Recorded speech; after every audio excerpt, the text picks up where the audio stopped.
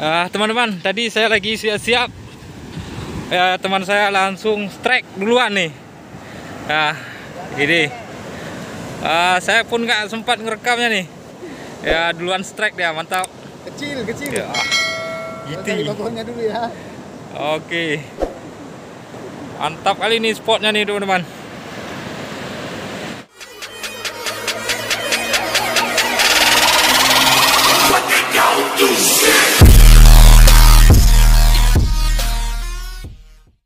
Ya, inilah spot kami hari ini, teman-teman. Ini spotnya di Pantai Lama Muda, Kecamatan Kuala Bate, Kabupaten Aceh Barat Daya. Biasanya kalau sore di sini rame nih mancing, teman-teman. Makanya saya coba mancing di sini. Lumayan lah, baru pertama lempar langsung strike. Luar biasa nih. Baru lempar pertama langsung strike. Emang mantap nih. Gimana nih di spotnya, mantap? Alhamdulillah mantap. Mantap ah. Oke. Ini juga kita baru kali ini juga coba strike di spot ini. Ya, mantap nih, teman-teman. Oke, inilah spotnya. Spot kami hari ini. Seperti inilah spot kami hari ini, teman-teman. Dengan ombak yang begitu besar, tetapi tidak pernah surut untuk pancing. Tadi masih mencoba cari strike lagi.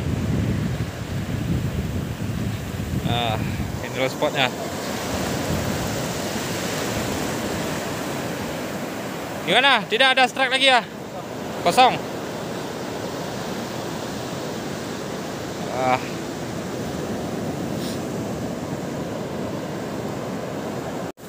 Coba lempar lagi nih. Mana tahu ada strike yang kedua.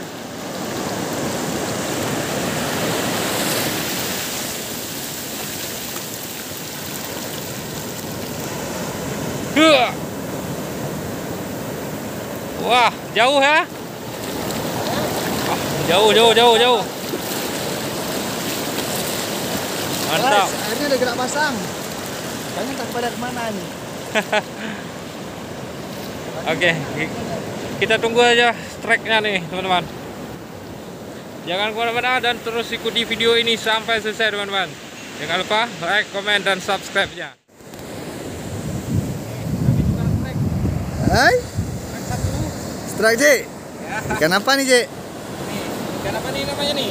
Oh, kenapa namanya nih? Kalau bahasa Acehnya ikan gapah. Gapah. Apa namanya nih? Kape-kape. Kape. Sorry ya. Sorry, men. Jadi mantap.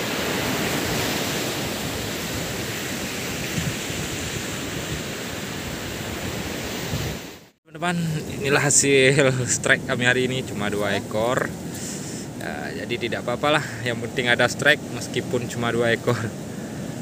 Inilah hasilnya. Lumayan lah.